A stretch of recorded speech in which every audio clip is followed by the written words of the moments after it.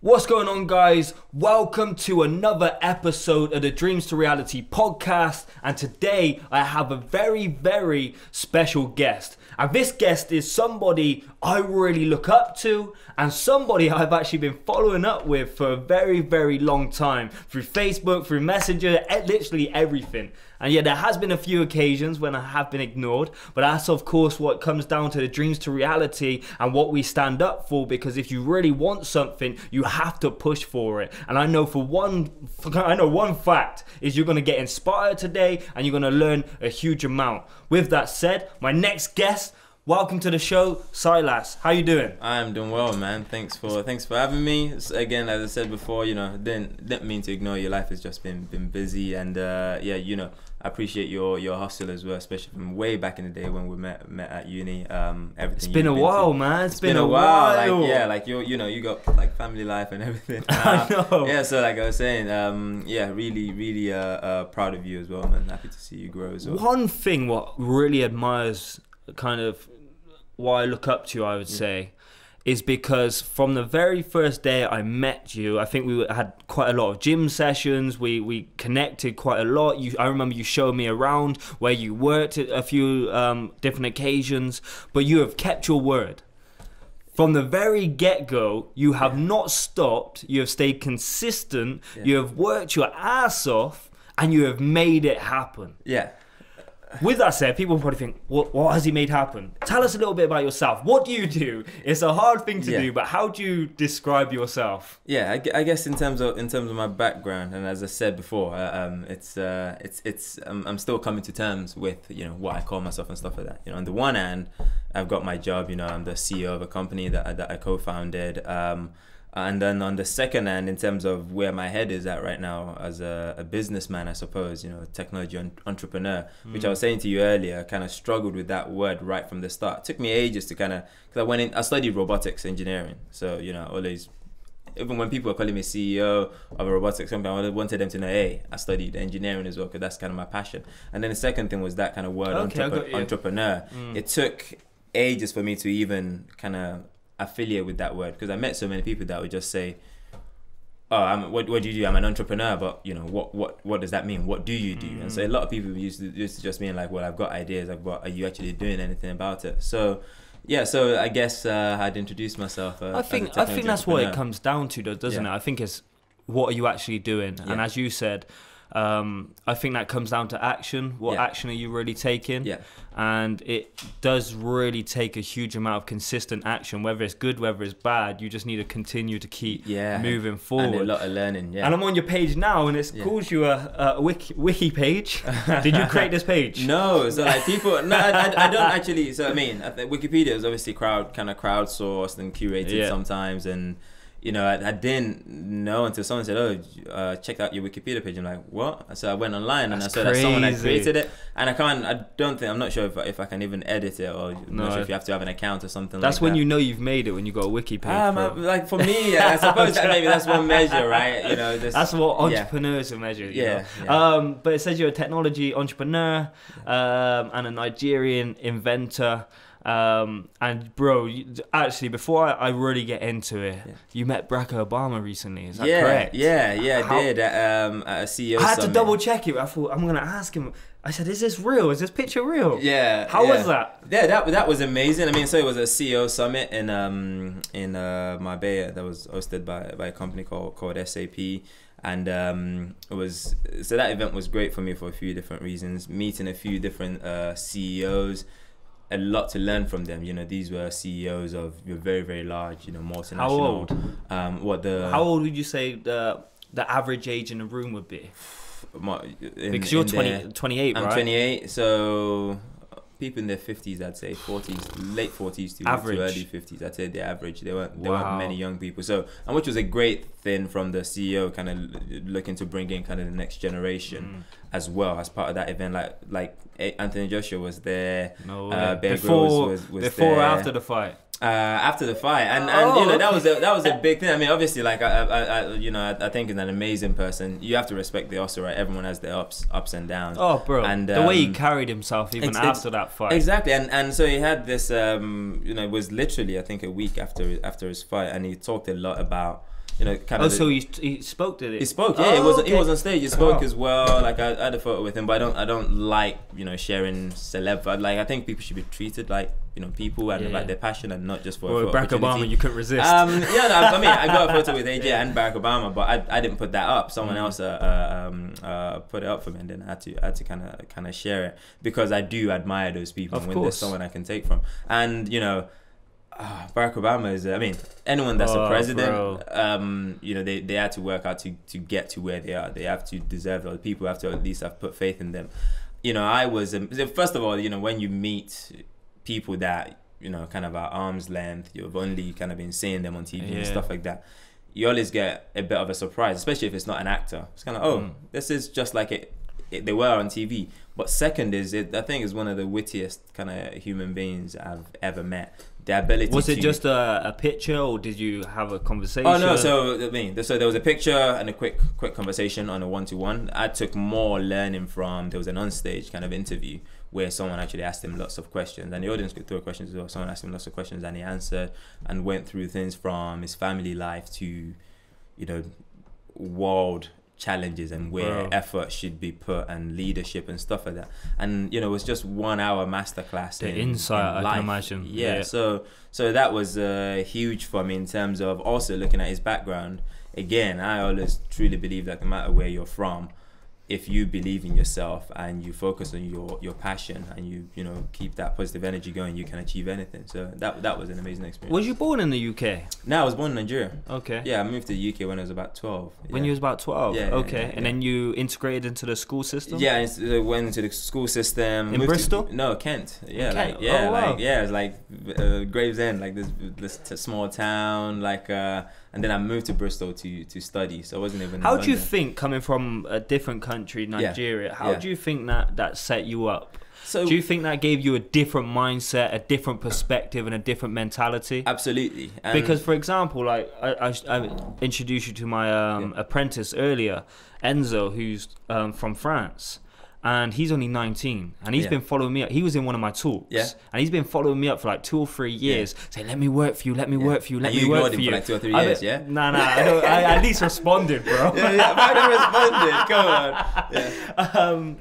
But the hunger he has is unmatched. I'm not even paying him yet. I said, you gotta earn your money. Yeah, it's the hustle. Show me what you can do, and then we'll have that conversation. And he's messaging me at 9 o'clock at night, giving me ideas, everything. And I don't know whether it's because he wasn't born here and he sees the opportunity and like the perspective's different. Yeah. What do you think? I think so. The perspective was different for me. Kind of like coming from Nigeria. The first thing is working hard, and education is built into kind of like your DNA. If you don't work hard, you're not gonna pull yourself up out of whatever situation that you're in. My parents worked hard, my dad worked hard, my mom worked hard, everyone in our family works hard. So when I came to the UK, one of the things, the difference in the education system, if in Nigeria, if you work hard, you can like skip like classes and just jump. So I skipped a few, and so when I came to the UK, it's kind of like age bounded, so I had to wait like a few years, just kind of coasting and catching up and stuff like that. I think if I'd come a bit too early, I might have lost some of that edge that I had, but because I was old enough to kind of see my background and appreciate it, and then move to a place where there was more privilege and I suppose entitlement, it was something I was always conscious of, which is I can't waste this opportunity. And I always had that sense from you. I'm trying to figure out when we first met. I think it was probably 2011. Yeah. Maybe 2012. Yeah, that's probably 2011, because the first year was like 2010. So either we met. I can't even remember. I think it was one Saturday morning. We was both in the gym. The gym was dead, so it was kind of awkward if we didn't say hello to each other. Yeah, it was like super early. Yeah. And then it was a consistent thing, and then we started to train, and I always remember we stayed connected. Yeah. And where are you based now? You're not still Bristol, yeah. Are you based in UE at all? Or no? Nah, so the office is not too Okay, far so from you there. had an office at this point in UE. Yeah, so we had, in the lab, yeah. And I robotics always lab, remember you said, "Oh, come and check it out." And then you showed me the robotics center they had there, and it was unreal. And the work you was doing, and I remember you walking me into like your office. I think there was like 2 or 3 desks. Yeah. It was a small space, but the vibe was there. There was a sense of energy. And I think one thing about you is you got confidence, but not cockiness. You got confidence. You're extremely humble, but you got confidence. You're a person who knows where they're gonna go and how they're gonna get there. Touch wood, yeah. Touch wood. How does that? How do you get into that type of mindset? Yeah. Because let's be honest, I imagine you've had some setbacks. Oh hell yeah, yeah. So, what would be one of the biggest challenges you faced? You don't need to be too specific, but what's one of the biggest challenges you faced over the last 10 years or so? You know, the I don't mind the grind, like, and the hustle and stuff like that. You know, it's kind of part of why I train a lot. Like, you know, we'd bump into each other in the gym like super early. I think you used to go at like 6 a.m. or something like that. I'd come in just a bit after, you know, go straight to the office. Work. That was us. I go to the library and stuff like that. You know, so. You know, for me, that part wasn't an issue. It was always the biggest challenges for me has always been kind of letting people down. You know, when you create a vision or you bring people along and it doesn't go quite to plan, you know, other people don't always have visibility on the decision that you make. You know, there's this saying, you know, heavy is the head that wears the crown, or it's lonely at the top, or stuff like that. Sometimes you have to do things where people don't have, they only get one point of view, and you've got this whole different point of view, and you do things and they don't understand why. And then sometimes that, you know, I would say for most leaders, their job usually has the highest failure rate. You know, in terms of you're pitching to people, they don't get it, stuff like that. Bang, you know, if you recruit an engineer, their job is to say build something. They've got X amount of time to do it, and you know they'll deliver that project at the end of the day. You know, if I mess up, people lose their jobs. And people that lose their jobs are people that have moved from, say, another part of the world to come and believe in this vision and stuff like that. So that's always been challenging for me. And, you know, there have been times when I've had to do that, where things didn't go according to plan, where the company had to scale down and things like that. And, you know, still in the thick of it in some cases as well. So that's always been a big thing for me, is whenever I have to let people down. And throughout all of the process, I always try and make sure that my conscience is clear. So what drives you then? Because I'm just looking at your profile now. You're like entrepreneur of the year. You're constantly winning awards and stuff. Yeah. And there's some people who want to go out for those awards. Yeah. But there's other people who don't. They just work hard and the results speak for themselves. Yeah. So I mean, I never apply to awards, by the way, anything like that. I'm against awards, like, in general. But people nominate you and stuff like that. Of course. So what is your, I don't know, like mine is, of course, I work with a lot of younger people, so that my kind of drive is to kind of instill aspirations, goals and future and dreams into our younger generation. But what drives you? So what and that's a deep question. That is a deep question. Because that evolves over time. So the stuff we were talking about before, like, you need to have the mental toughness and stuff like that. That's a skill that you build up over time, just by, you know, having the grind, having the fighter spirit, surround yourself with positive people, you know, having positive thoughts, reading positive things. In terms of things that drive me, they've changed over time, right? So starting off as kind of a kid, or going into, I worked really hard, finished GCSEs, got accepted into a grammar school, went to the grammar school, and I didn't fit in. Like, I failed like a year. Why did you not fit in? Just the social element of it, stuff like that. It just wasn't me, and it wasn't the type of people that I kind of vibe with. You know, like when I speak to people, I speak kind of like this. You know, it's not like you haven't changed, bro. It's not like I've been like private school kind of stuff. So you've just got the type of culture that you're from, right? So and the reason I'm going back to this story is that then I learned a really important lesson at that point, which is really important to know who you are, what you want, and to go for it. So went to this grammar school. This kid that was like smashing all his results and stuff like that started bunking off school. You know, wouldn't, like, you know, smart enough. I'd call, do a deep voice, Silas is sick, you know, blah, blah, blah. I mean, the teachers eventually figured it out. And then they sat my parents down. They weren't going to kick me out, but they were kind of like, we don't think this school's right for him, blah, blah. So I had to repeat a year. Went to literally the next school that wasn't as prestigious. And there was a teacher that was really passionate. And I smashed it. Flourished. So, and, you know, I had the right friend, the right environment. So I to, you know, looking back now as a teenager, you know, I did a good job there, taking insight from that, which is like the environment is really important and the people you surround yourself with is really important. So at that point I made a decision, okay, I'm going to focus on the things I really care about and do the things I really want to do. That was where I decided, okay, I'm going to go into robotics because I enjoy it. I'm going to try and pair that with video gaming. I'm going to try and pair that with wildlife. And that's where the first idea for the business came from, right? It's like, you know, the product Mechamon, it's like this 4-legged robot, stuff like that. So then, again, going back to that story of kind of Nigeria. So Bro, that was crazy. Just trying going back, I think when I came into UE and you showed me, I think it was on your phone.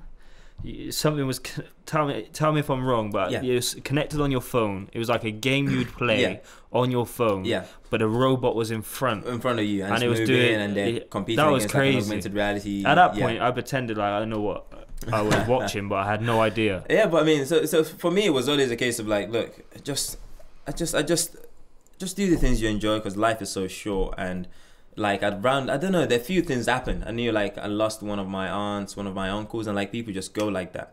And so life just feels like it's fleeting, as they say. It's just quite fickle. So, you know, there was the one thing, one driver from there was like, okay, got to do the things I enjoy, I'm passionate about. That's where you're going to get a chance to make a difference. Second is, you know, I don't have the right to not work hard. My parents work really hard and I want them to have a better, you know, life. So for me, it was like, okay, I've got to make money somehow. You know, it's like, it's great to be passionate and stuff like that, but you have to find a way to create value and make money. Talking about money and stuff, I'm not going to go into detail about that, but on Google, whether it's accurate, people lie. It says you're the highest paid robotic engineer in the world, and you're the first gaming robot builder of the first gaming robot in the world. With that said, I don't care. It's not about the money. It's not about anything like that. But that creates somewhat attention what you don't necessarily want, because let's be honest, on paper now, in reality, you are a huge success. So how do you stay on top of your game? How do you ensure that you don't dip? And how do you keep all that negative energy, haters, naysayers, people trying to get a bit of your pie and trying to get you on their podcast and stuff? Don't do that, man. How do you manage that? Or is it because you're not very active on social media anyway? You're not really active online. You're just driven. like you know. So you I mean, it's a good thing we met way before all of this, right? Because you're basically saying you wouldn't do this otherwise. No. It's like it's not that. It's not that. It's kind of like, so you know me. Like, and I value people that really know me, like the real me. Like, bro, we used to train quite often. Train, and you know, if you still train, Eagles, I don't know if you still train, but you know, we should go back to I'm training doing an Ironman in 2031. Yeah, but 10 years from now. But you know, to answer that question, right? Like, there's a lot in there, and for me, the personality I have hasn't changed. It's really hard to maintain that. It really hasn't.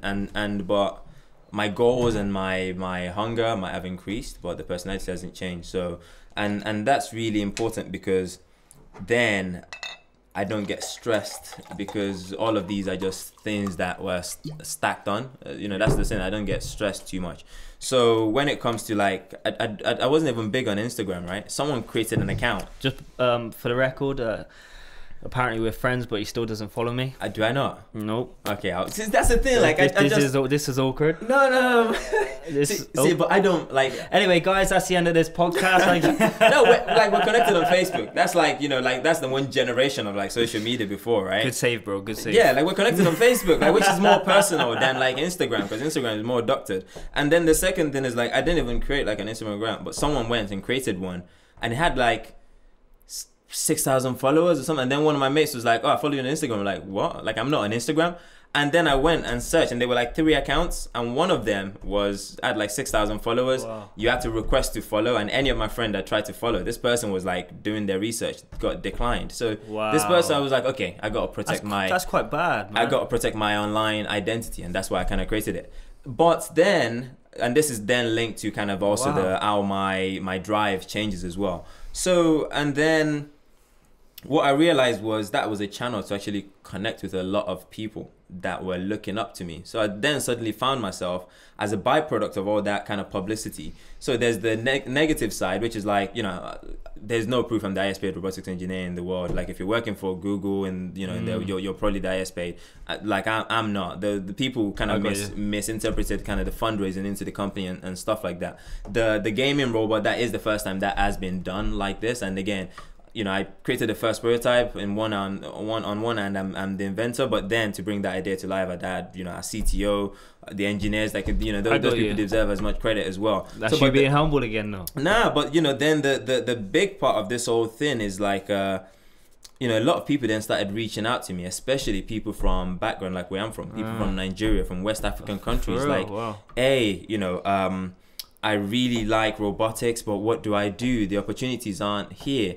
And that took me through over the last year, kind of reflecting a lot on myself. Like, okay, I've been given this platform. I need to use it to try and pull other people up as well. So my vision has now changed from, okay, I'm going to do things I'm passionate about, to pulling my family out and lifting my family up, to, look, this is an opportunity to lift a whole generation up, to give them the same opportunities that if I didn't have this opportunity, I wouldn't be here today. And if I can do something to contribute to that, to give them that opportunity as well, then the world is going to be a better place. Because, you know, no matter what background you're from, you're just as capable as anyone else on their side of the world. It's just opportunities that are given to you. So all of those things coming together. So it's good that they're asking you the questions of how do I do it?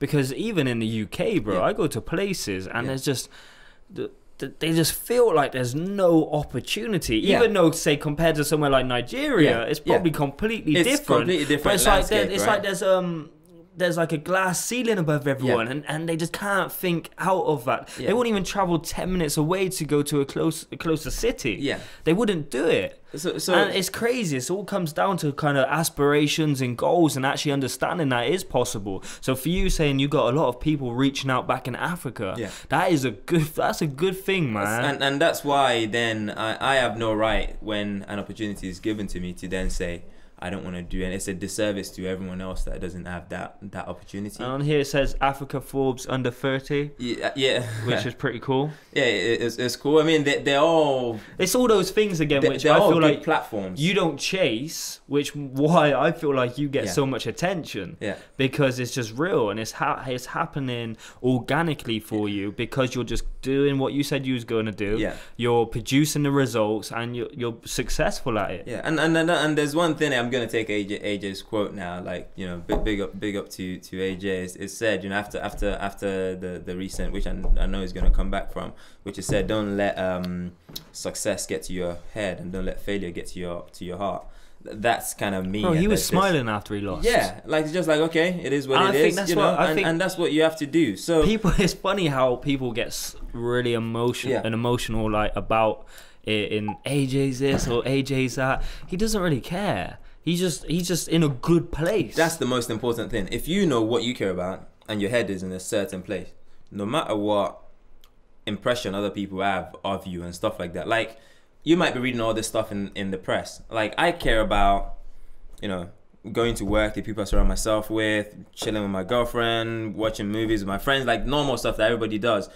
I've still got the hustle. I don't feel like, if I fail, my image is going to get shattered or something. I'm not out there trying to build an image. Wow. The image is not my product. So, you know, the things I care about is I've achieved my passion. I'm working out to pull my family. So today, literally, if everything that I've built goes away, I'm still fine. You know, I'm going to go traveling in September, go spend some time in nature, go look at wildlife.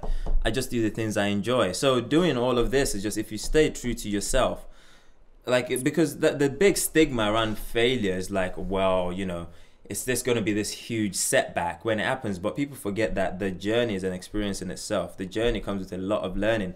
If you start here and you end up here, that person, you can't be the same person. Like if you bro. start faking it over here and you end up here still faking it, you haven't changed. That's not progress. You know, that's not success in my opinion, because you're building and you're doctoring this fake image. Wow. And you know what do they say? Something house crumbles, like straw house or whatever. If it's not solid, if it's not authentic, if it's not legit, it's gonna crumble eventually. Like, you know, we can have this conversation over and over again. I can tell you through all the different challenges I've gone through, and I'll still be saying it with a smile, because I take it all as, you know, there are reasons why everything happened. It wasn't this thing that you go out there and try and create this perfect kind of image around. Yeah. Wow. Yeah. And a lot of people do fake it. And I feel like even at the start of my journey, I probably faked it. And then, do you know what? It wasn't until I started being a lot more real, people started to actually really start to pay attention then. And if you fake it, you will get found out, and you won't make the impact that I desire anyway, and I won't have the results that I want. So you're 100% right, and it is a journey. And if you think, bro, when I think about to what I was doing 10 years ago, I mean, a lot can happen in 10 years. I'm a completely different person. Probably the same for you. You know, so yeah, it's crazy. So with that said, what projects do you have coming up? Anything exciting? Yeah, huge excitement. You know, we give you insight. It hasn't been announced like fully yet, but I've teased it in a few places. There's a big project on the way called Awari, and in Yoruba, my language, that means to seek and find.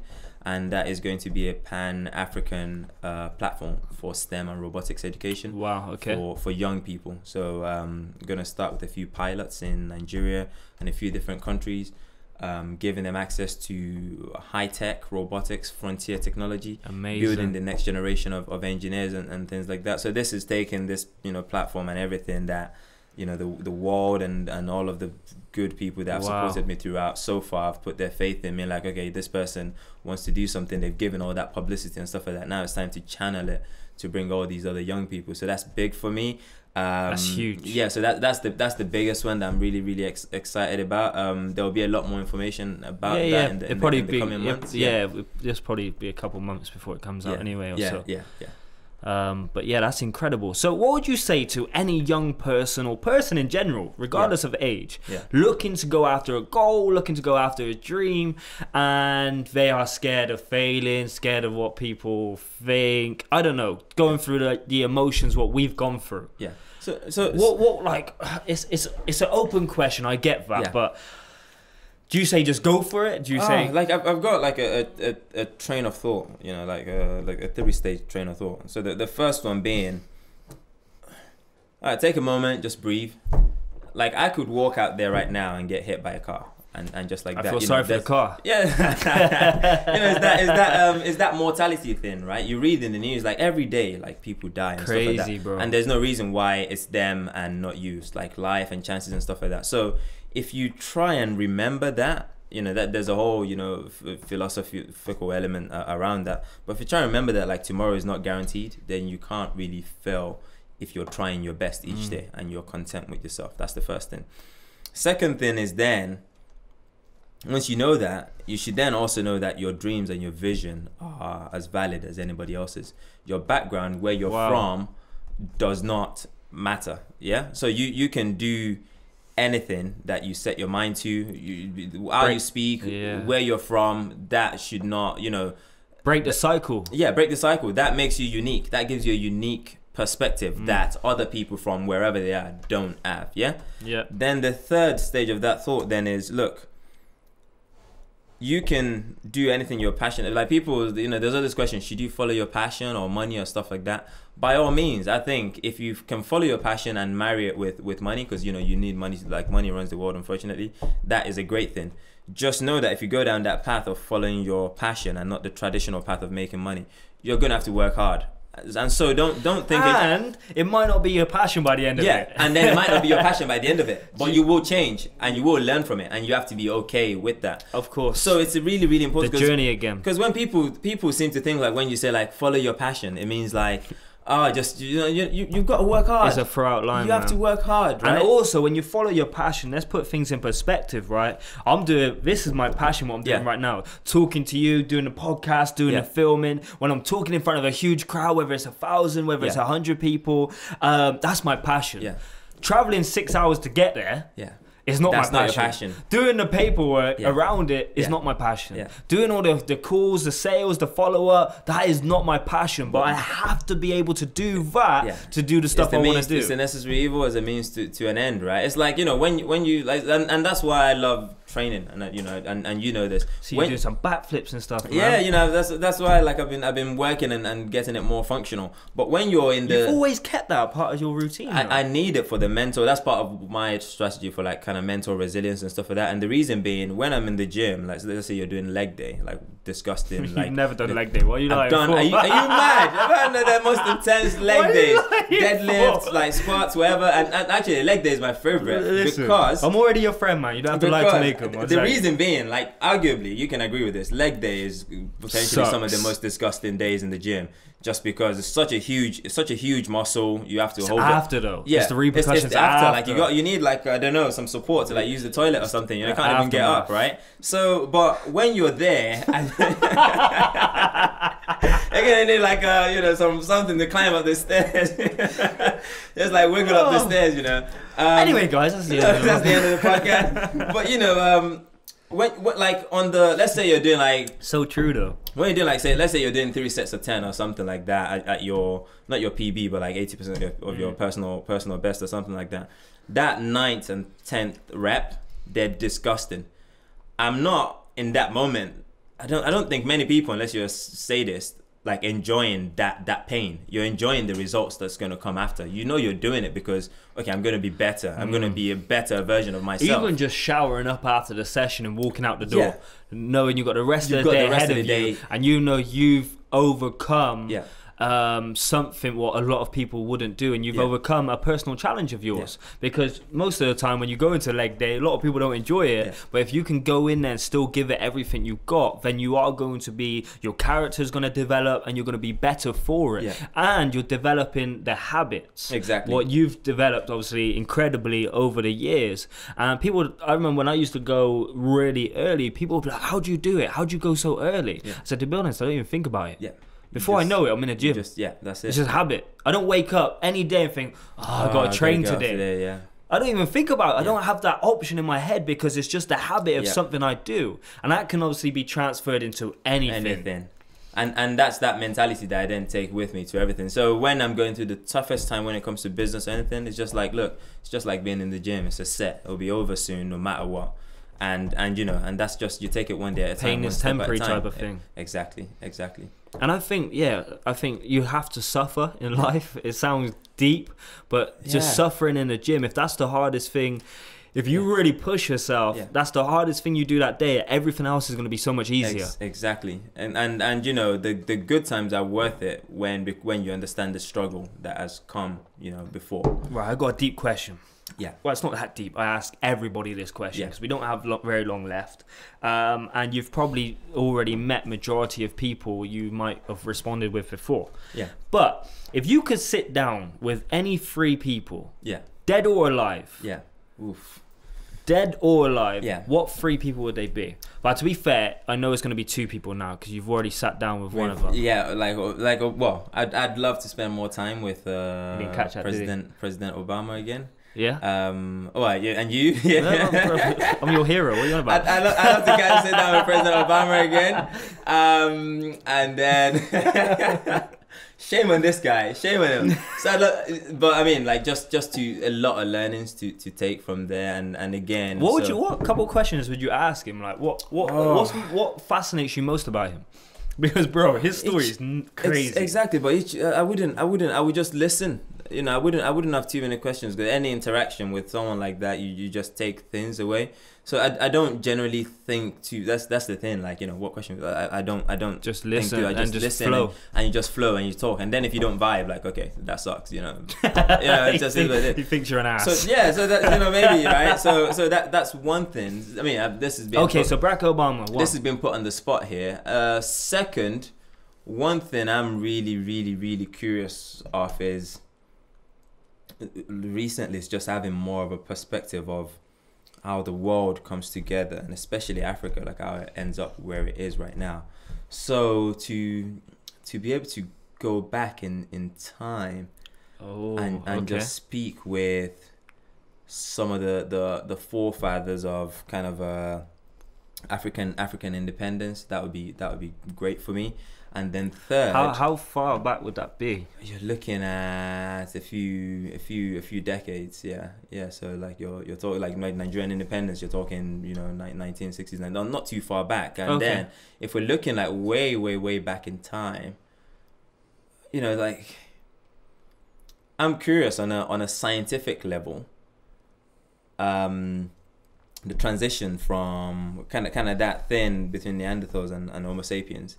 Kind of all of the stories that we see today. This is, sometimes I use this to help me escape with kind of the day-to-day kind of, your mind getting bogged down.